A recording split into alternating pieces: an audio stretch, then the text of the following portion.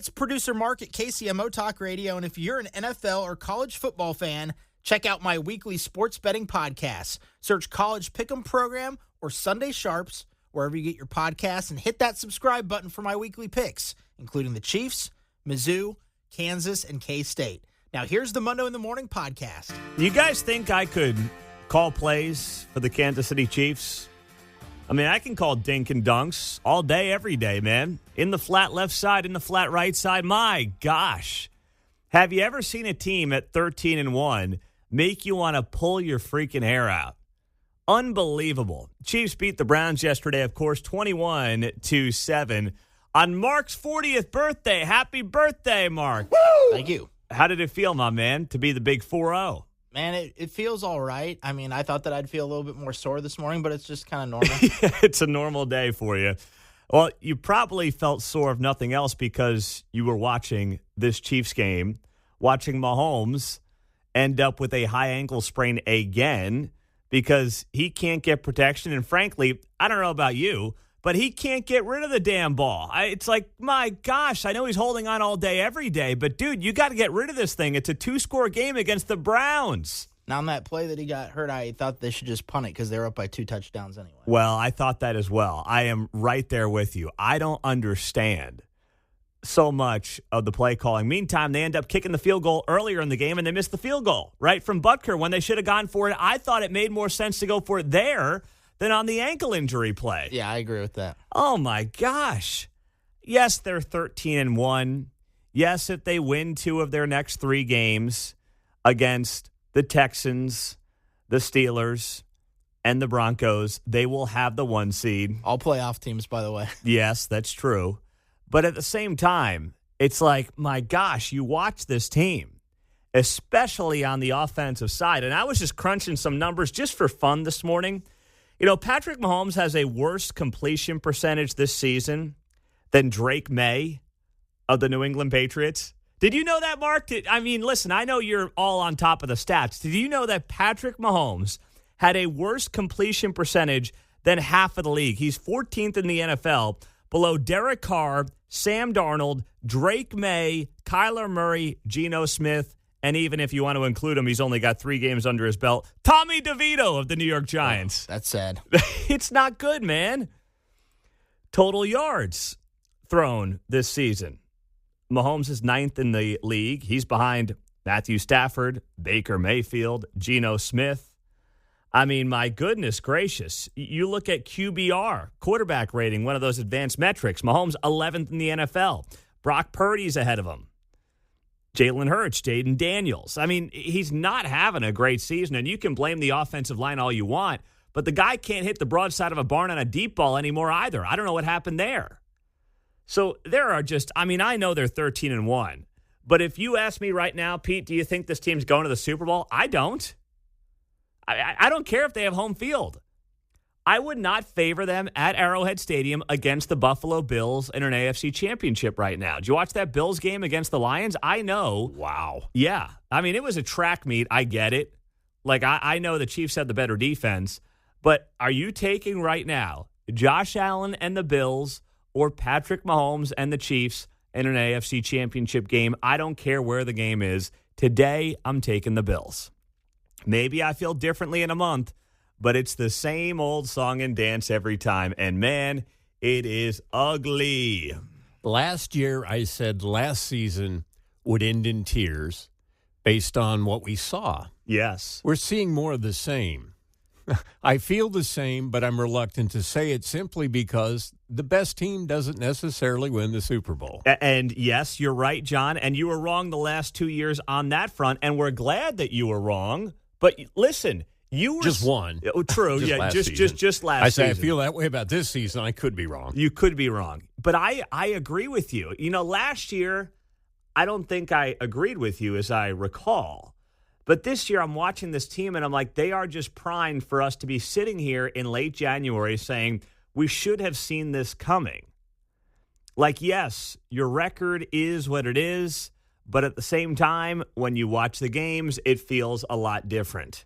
And if not for this defense this year and last year in particular, we are having much more in-depth conversations about the inability of this offense to score more than 20 points on a given Sunday. My wife and I are watching the game going, okay, 13-1. Wait, who'd we lose to?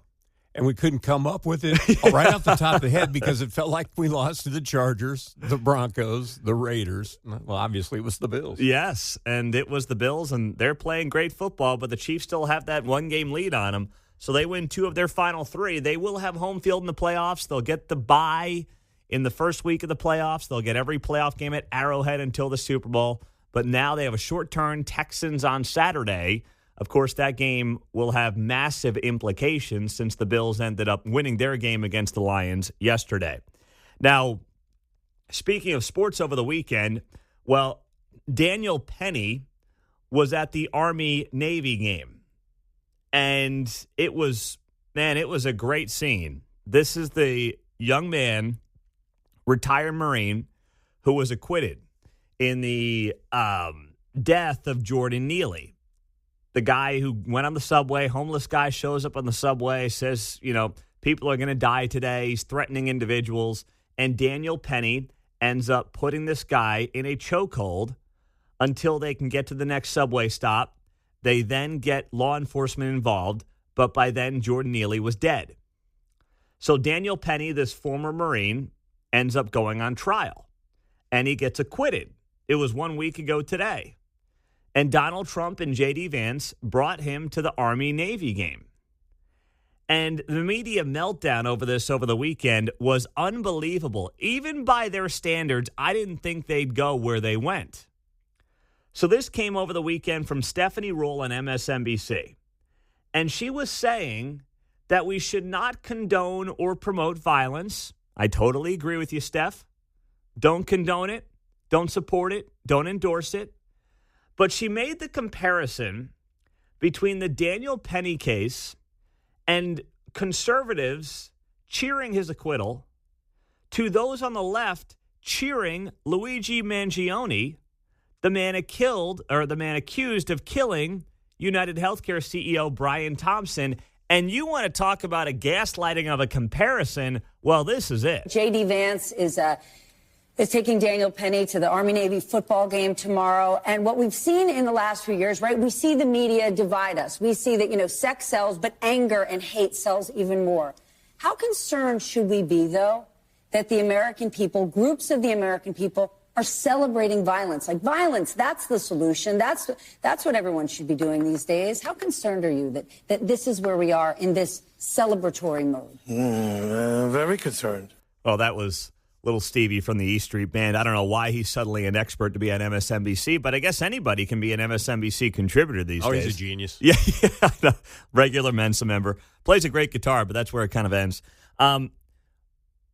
Comparing Daniel Penny and people celebrating Daniel Penny to those celebrating Luigi Mangione is so dishonest. Daniel Penny got celebrated because he didn't deserve to go to prison. In fact, he didn't deserve to be on trial because he saved people's lives. No one celebrated Daniel Penny because Jordan Neely died. That's not what it was about. The celebration was Daniel Penny was acquitted on bogus charges brought by a bogus huckster DA who is a totally illegitimate. I mean, he's a legitimate DA, but he's not good at his job, and he's driven by and motivated by politics. To Luigi Mangione, who allegedly executed a man in broad daylight who leaves behind a husband, or leaves behind a wife and 2 kids for absolutely no reason. You cannot equate those two unless you're Stephanie Ruhle on MSNBC. You would think Silvio Dante would understand the difference there, right? Little Steven. Oh, well done there with the Sopranos reference of Little Steven, John. Nice job. Take the rest of the day off. You're done for the day. Well done. Oh, man. It is 6:14 on a Monday morning on KCMO Talk Radio. Like, that to me was, even by their standards, that was next level. To put Daniel Penny in the same book and celebrating his acquittal to celebrating the alleged murder of a healthcare CEO because you don't like the industry. It is just gross on so many levels. In the meantime, have you seen the continued deflection by our government over these drones that are flying over parts of the country? Nobody has any answers to it right now. Or maybe they just don't want to share the answers with us right now. This story is continuing to fascinate me. And I don't know what the heck is going on. But I know the people in charge I have no confidence in. I'll explain why next on KCMO 95.7 FM. I love a good conspiracy theory. I don't talk a lot about them on the air because, well, I don't want to get myself in any kind of legal trouble. But, you know, I can go down a rabbit hole. Right? Exactly. I mean, I only got 4 hours a day, so I'd have to pick and choose my spots. But this drone mystery is just one of the, it's not a conspiracy theory, but it can set up to become one of the great conspiracy theories of our time as long as we continue to not get answers from the government and continue to live in an environment where Americans do not believe their own governments. And frankly, they have given us a lot of reasons to not believe them in recent years, or at least be skeptical of what they're telling us. That is not an unreasonable take to have. But if you haven't seen it, these drones that are appearing in large part over New Jersey and New York, but also parts of California. Now, I haven't seen any massive drones flying over my house. I sit on the roof at night for about a half hour after the girls go to bed, sit there with the binoculars and look for drones, but I don't ever see anything. So maybe I've got to stop wasting my time. Kate's calling me crazy, but... Now, do you have your foil hat on? I do not put the foil hat on. I don't want to look too suspicious. They might be spotting you. You're right. I've got to probably get the hat on, and I'll be in a better shape to spot those drones every single night. But I'm not seeing them here, at least not over Johnson County, Kansas. If you are, please let me know at 913-408-7957 so I know where to look. But this thing is continuing to spiral out of control on the Biden administration. Because not only do people not trust them, not only has Joe Biden been checked out for weeks now, their answers are pathetic to what is going on. And they do absolutely nothing to give the American people any kind of confidence that we got this. We're in control. Don't worry. I thought the adults were back in charge. That's what I was told 4 years ago. Instead, I'll take my two toddlers every single time of what I'm seeing right now.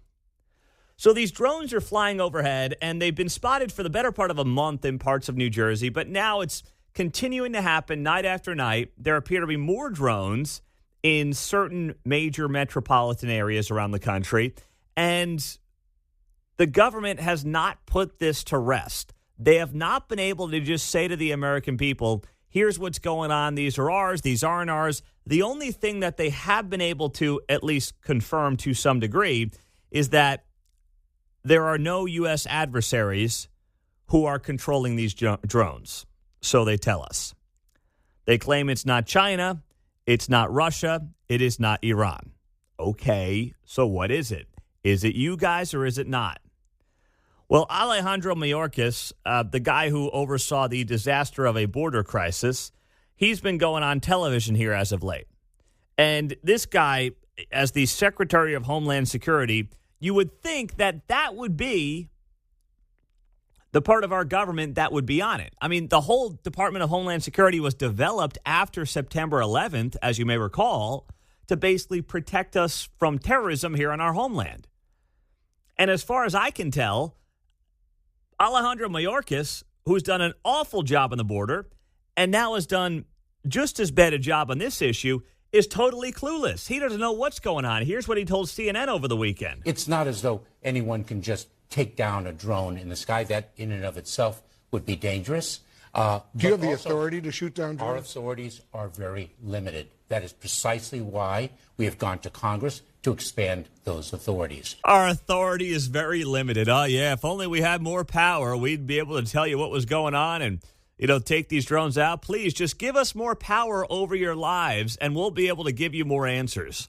That is the pitch from the heavy hand of the federal government and Alejandro Mayorkas. Please, Oh, you guys, you must give us more control over your lives, and then we'll maybe have some answers for you. In the meantime, no can do, bucko. Our authorities are limited by the United States Coast Guard in the maritime environment, the United States Secret Service in its protection of our national leaders, the U.S. Customs and Border Protection with respect to the border. We have various authorities that are discrete to the particular missions. We can't just shoot a drone out of the sky. But do you know for sure these are drones or unmanned aircraft? What are they? We believe that there are cases of mistaken identity where drones are actually small aircraft and people are misidentifying them. There very well may be drones in the sky, of course, but those are commercially available. One can go into a convenience store and buy a small drone. There are also commercial drones as well. But we know of no threat or nefarious activity. And I want to repeat, Wolf, that if we learn of any cause for concern, we will be transparent in our communication. Oh, yeah. Oh, yeah, Mayorkas will be transparent. Yep, that's you guys are just defined by your transparency there. And of course, the goal line extends in perpetuity, so the NFL has charge of that. Yeah. Right. Just making up stuff on that list. This guy, my gosh, what a joker he is. Department of Homeland Security Chieftain Alejandro Mayorkas. Yeah, people think they're seeing drones, but they're really just planes. They don't even know what they're looking at. They're too stupid to realize what they're seeing with their own two eyes. That's one excuse. The other excuse, yeah, we need more power over your lives, so maybe we can give you some answers on these drones. And, hey, people are allowed to fly drones. You can buy them in the convenience stores. Any chance after the Tyson-Paul fight, it's just Netflix trying to improve coverage over the East Coast with the game coming up? That may be it, John. You might be onto something there. And if it's Netflix, just announce it, okay? I'll be okay. If you guys are trying to figure out how to stream the Chiefs game on Christmas Day in a clean fashion, I'll accept your drones over my roof. I will be A-okay with that. Just let us know there, fellas, all right? Unbelievable. In the meantime, what you do have is people wondering what exactly is going on. And there are no answers, none whatsoever. And I know that drones are popular today. You have random people flying drones. You have companies like Walmart who are using drones for drop-offs. That would kind of freak me out, but they are using them. You can find videos of that. You know, they talk about it all the time. But these are not like your run-of-the-mill, hey, I'm going to go fly a drone over Johnny's house over there. That's not what these drones are. And that's why you have got to get the federal government on this thing, and you have got to get transparency. I mean, frankly, we're at the point where Biden should be saying something about it. He's just so comatose, I don't even know if he knows about the drones, to be honest. Come on, man. Do you think he does? 913-408-7957. This story will continue to pick up this week until there are some answers. Speaking of stories picking up this week locally, we'll give you one of those next. Happy Monday morning. It's great to have you here on KCMO 95.7 FM. You can stream us as you start your morning on your Google Home, on your Alexa device. Just walk into the kitchen and tell it to play KCMO Talk Radio. So today, or I should say this week, is a very important week in Jackson County, Missouri. This week is really the final week for the county to figure out how to use and spend $70 million in money they have been sitting on for 3 years. This is money the county received from the COVID Relief Fund, the American Rescue Plan Act. That's right. 3 years ago, they have not figured out in Jackson County how to spend COVID dollars. So in about 15 minutes, we're going to hear from Jackson County legislator Sean Smith, who is going to join us to talk about what this week is going to entail, because it will be a very important week. Basically, some are calling it the final week. And if they don't spend the $70 million, it goes back to the federal government. Now, I'm actually okay with that. It's not like the federal government is going to use that money in any kind of responsible way, but I'm okay with it because the incompetency in Jackson County is unbelievable. And it's to the point where, like, it feels like the people in charge in Jackson County just don't deserve nice things. Because it's not like they're like, hey, let's take the $70 million and use it as a refund or a rebate on your property taxes, which they legally cannot do. But there are always ways around it, right? Where if you say, hey, we'll use this money to fill holes in the budget so we can make sure we don't increase people's property taxes again in Jackson County, that would be responsible. But that's not what they're talking about doing.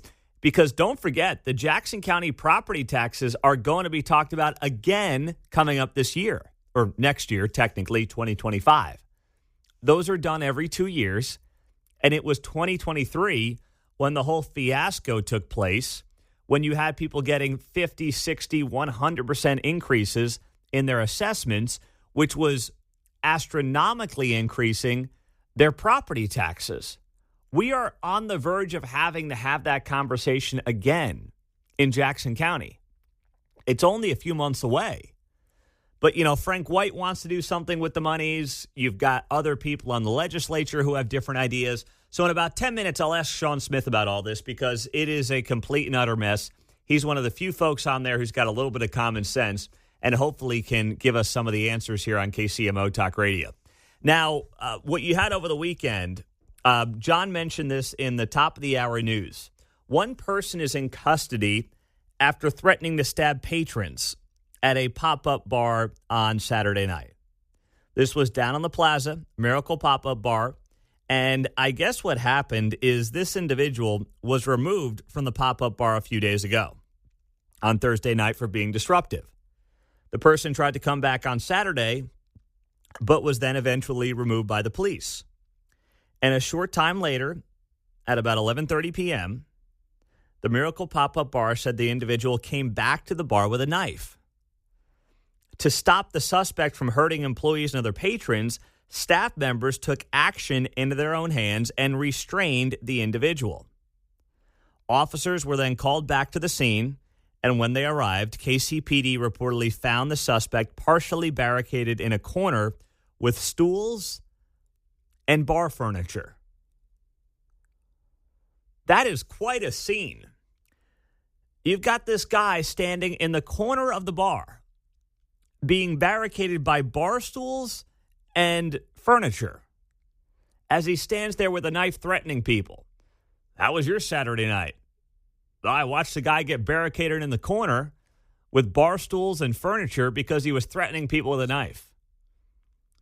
In many ways, it's eerily similar. I mean, thankfully, nobody got killed, but it's somewhat similar to what happened with this Daniel Penny case in New York City, where, once again, regular people have to take matters into their own hands because people who are mentally unwell, who continue to do things time and time again. Now, I'm not saying this individual was like Jordan Neely, who had been arrested 40-some-odd times, but you have somebody who was known to local authorities, clearly, somebody who had caused a ruckus the other night at the pop-up bar, then again earlier in the night on Saturday, and then the individual shows back up with a knife in hand. And what happens? Everyday citizens have to take matters into their own hands. And it seems like more often than not, this is happening where? In largely blue parts of either our region or our country. That's not the fault of the police, by the way. Now, the police are understaffed and overworked in most major American cities because, well, the politicians have made it so unappealing to do the work that needs to be done in these cities where people say, you know what, I love being a cop, but I can't justify it in this day and age in these types of cities. I just can't do it. So they either hang them up, you have retirements that are happening earlier and faster than ever, combined with a tough time recruiting people to these jobs, and that's how you end up with Kansas City being down 300-400 cops from where it needs to be and from where it was just about 10 years ago. So it's not good. But when you look at this story in particular, when I read it, it reminded me in a weird roundabout way of this national story out of New York, where I thought to myself, God forbid something would have happened to this individual. God forbid somebody would have done something to try to restrain this individual beyond what they did by barricading this guy in the corner. Would this pop-up bar tragedy have been some kind of a national story here in Kansas City? It could have been.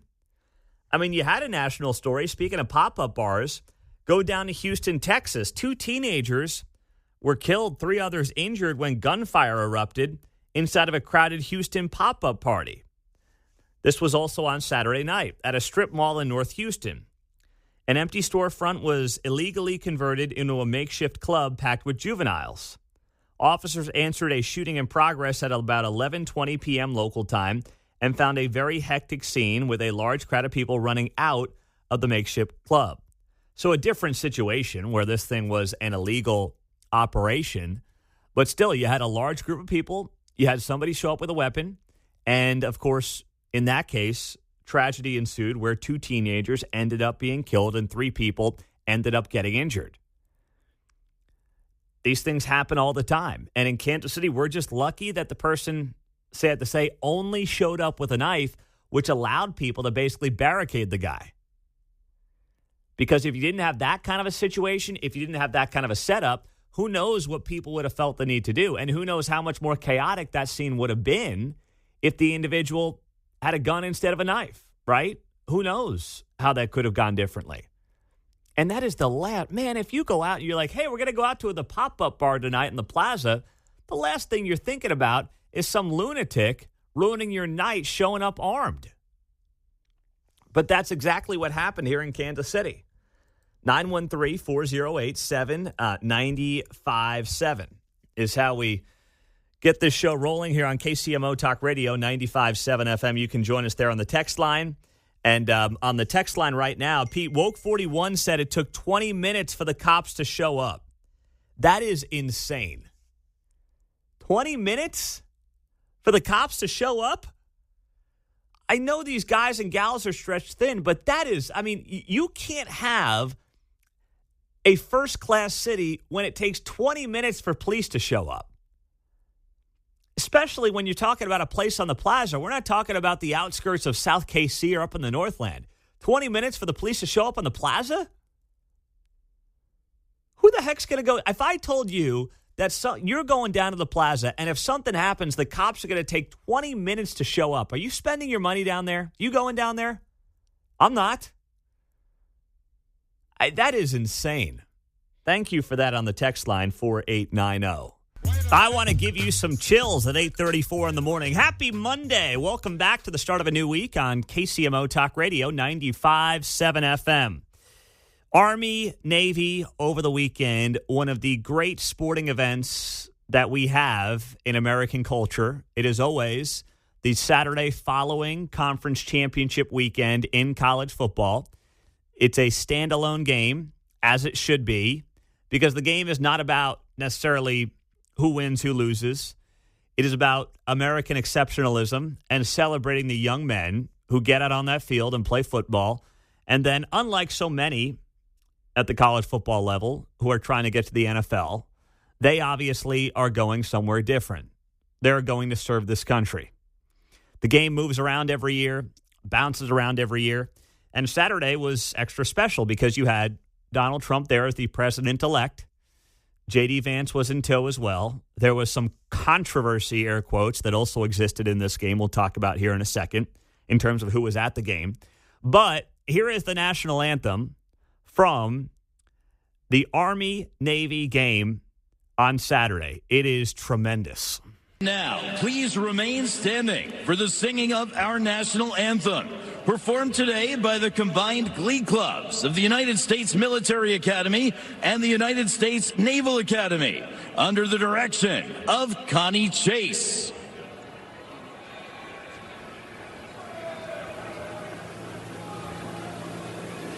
Oh, say can you see by the dawn's early light what so proudly we held at the twilight's last gleaming, whose broad stripes and the bright stars through the perilous fight o'er the ramparts we watched were so gallantly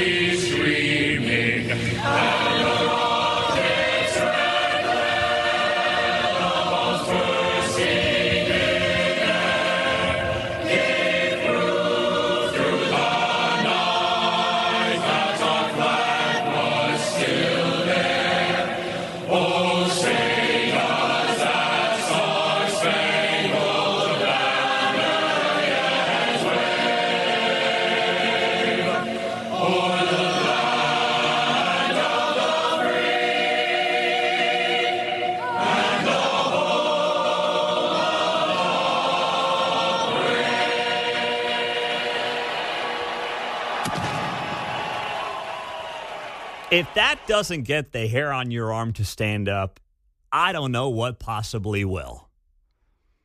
That was an amazing scene as part of an amazing sporting event that we oftentimes take for granted here in the United States, but that was just tremendous on Saturday. And if you did not hear the reception that Donald Trump got as he walked onto the field on Saturday, that was also all time.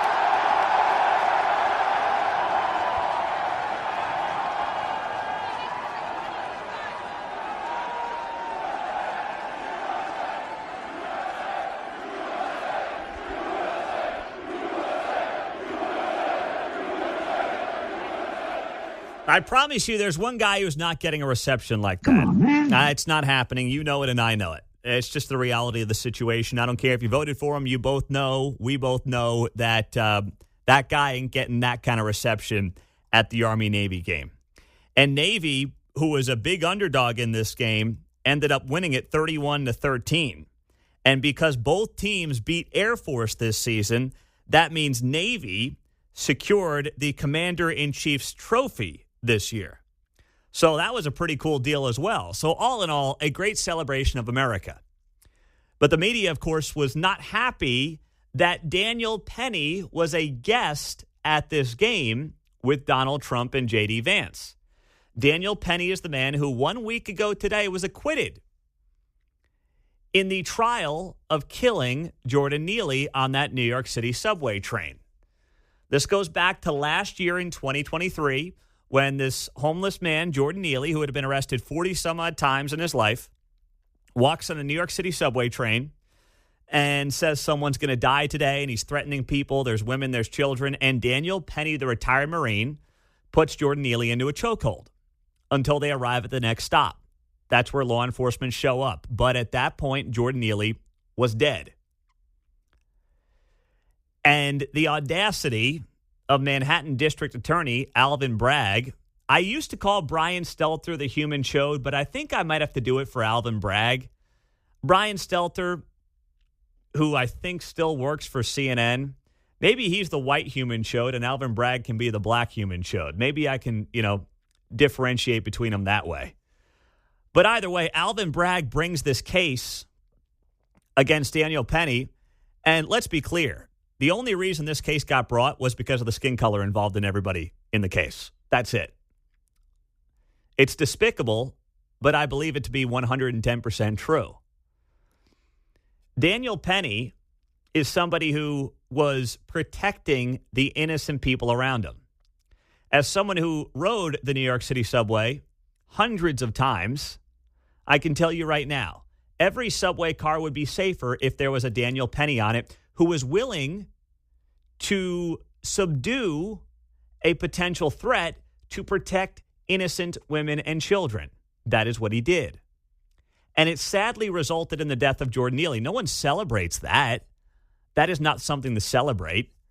But the reason Daniel Penny was there and the reason that he was a guest of Donald Trump and J.D. Vance's is not because he killed a man, which, of course, he was acquitted of doing, but it's because he didn't go to prison for saving people's lives, not because someone died. But take a listen to MSNBC on Friday night as they were getting set to talk about Daniel Penny being at the Army-Navy game with Donald Trump and J.D. Vance. And they try to equate conservatives being happy that Daniel Penny didn't get acquitted to liberals celebrating Luigi Mangione, the man who in broad daylight executed, allegedly, United Healthcare CEO Brian Thompson. This is just insane. Because there's something else I really want us to cover, because there has been huge reaction in the last week, right? We saw Daniel Penny, his acquittal, and at the same time, and a very, very, very different situation, but Luigi Mangione, the man who's now accused of the murder of the United Healthcare CEO. Two very different situations, but in both situations, there's a person dead. And reactions that we are seeing are hugely celebratory in some circles, right? J.D. Vance is taking Daniel Penny to the Army-Navy football game tomorrow. And what we've seen in the last few years, right, we see the media divide us. We see that, sex sells, but anger and hate sells even more. How concerned should we be, though, that the American people, groups of the American people, are celebrating violence. Like violence, that's the solution. That's what everyone should be doing these days. How concerned are you that this is where we are in this celebratory mode? Very concerned. That was MSNBC on Friday, Stephanie Ruhle making those comments. Nobody is celebrating, and no one did celebrate Jordan Neely dying. That's insane. The celebration was for a retired Marine who put his life on the line and was willing to do what many people won't do, which is protect those around him, the innocent around him, and that he did not go to prison for saving people's lives. No one is celebrating the death of Jordan Neely. What you are seeing, and it's in very extreme corners, let's be very clear. I don't believe for a second that most people who are Democrats are happy that a United Healthcare CEO is dead. I don't believe that. I don't believe most people who are liberals believe that. Like, that's unfair. But there are some extreme corners of people on the progressive side of the political aisle who absolutely are of the mindset and say, yeah, sure, he's a big healthcare CEO and they're bad and the health insurance industry stink. And you know what? Had to be done. There are small pockets of people who do believe that. But to equate those two things is truly pathetic, even for the propaganda press. Fake news. It is, even by their standards, to me, that is a brand new low. How about this headline from the Huffington Post? They write this last week. The man accused of killing Jordan Neely, a homeless black man, will sit beside the future president and vice president at the Army-Navy game. That's how they elected to write the story about Daniel Penny being at the Army-Navy game. Of course, Penny stood trial. He was acquitted by a jury of his peers. He did not kill a homeless black man, as they allege. He immobilized someone who was threatening to kill innocent people on the subway, including a mother with a young child in her stroller. That's what he did, but leave it to them to brand the story a different way, John. Was that little Steven that was very concerned? Yes, that was little Steven Van Zandt from the East Street Band. So since we're questioning Springsteen guitarists, anybody talk to Nils Lofgren? You know, what was the point of having him answer? I don't know. I don't know why he was even there. Right. I was like, let's just pick a guy here. Might as well have dragged some random dude off the street corner. I mean, literally, hey, you play a mean guitar. Come on in. You're a political expert now. Maybe get a hold of Nils and see what he thinks. I'd be curious to know, too. Well done there, John. 8:45. Happy Monday morning. Thanks for being here on KCMO Talk Radio 95.7 FM. We're streaming on the KCMO Talk Radio app. 913-408-7957 is how you join us this morning. Coming up, I will get to this. Kansas and what is coming up in less than 2 years is getting some national attention. I'll tell you from who and why next. I'm not going to do this in depth. I just wanted to make sure that you know other people are watching us here in Kansas, and they're doing it at the national level.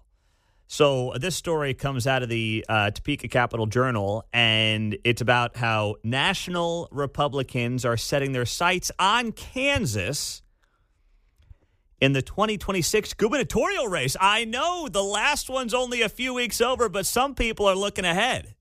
Now, there's plenty of time. We don't even know who the heck the nominees are going to be on both sides of the political aisle. But as they write at the Topeka Capital Journal, with the 2024 elections over and the 2026 elections on the horizon, including a governor's race in Kansas, national Republicans plan to go on offense in the Sunflower State. The Republican Governors Association announced that Georgia Governor Brian Kemp was elected the new chair of the RGA, and Kemp identified the 2026 gubernatorial race in Kansas as a priority, according to a statement that highlighted comments Kemp made to Fox News. Kemp recently said, we'll be working with the Trump administration and a lot of other people to make sure that that's happening not only in Georgia, but in other states around the country, in places like Kansas, where we have a Democratic governor right now, in places like Arizona, where we have a really good shot at winning the governor's races. So we're going to be on offense. I have been a Brian Kemp fan for a long time. I think he's done a tremendous job down there in Georgia. He helped Donald Trump with his infrastructure win that state. I know they had a little bit of beef over the last few months, but overall, Those two guys have had a pretty good relationship for the most part. I know 2020 led to some drama as well. But Brian Kemp has had tremendous success down there, and he's won a couple of races. And you know what? We could use Brian Kemp's ability to win races for whoever the governor's candidate is here in Kansas. Since I have been here, all I've seen is Republicans largely lose. We know what happened back in 2018. Chris Kobach came up well short against Laura Kelly, and then Derek Schmidt came up short a couple of years ago in that race against Laura Kelly. Now, the good news for Republicans in the state of Kansas is that Laura Kelly is not going to be on the ballot again. Of course, she's termed out, so there will be a new Democrat, which means the power of the incumbency will no longer be there.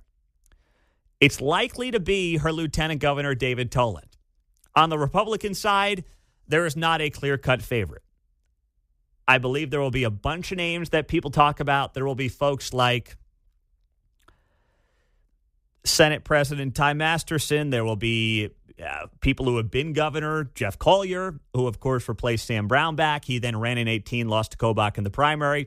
I don't think Kobach's going to do it again. He might. Who knows? No one really knows what's going on. And I haven't really done a ton of digging on this, but there will be people who are prominent folks in politics right now who are going to be eyeballing this race.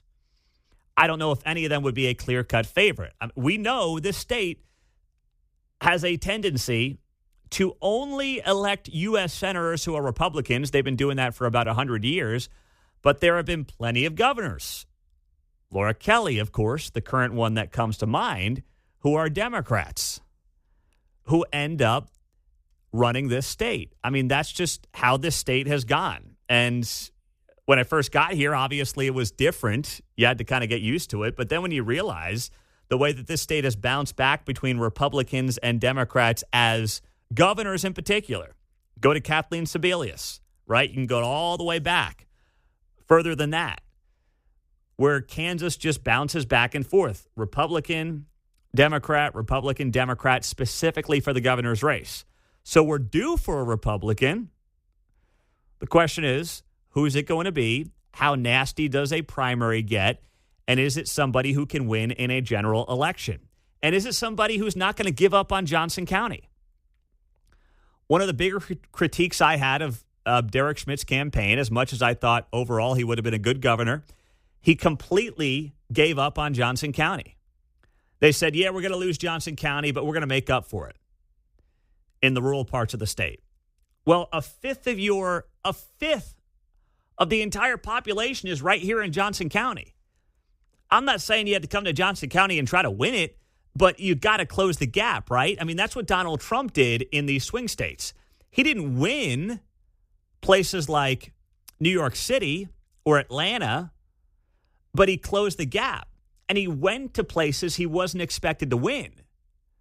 Not with the thought he was going to win them. Trump never thought he was going to win New York. I mean, he said it, but no one really thought he was going to win New York. But he closed the gap.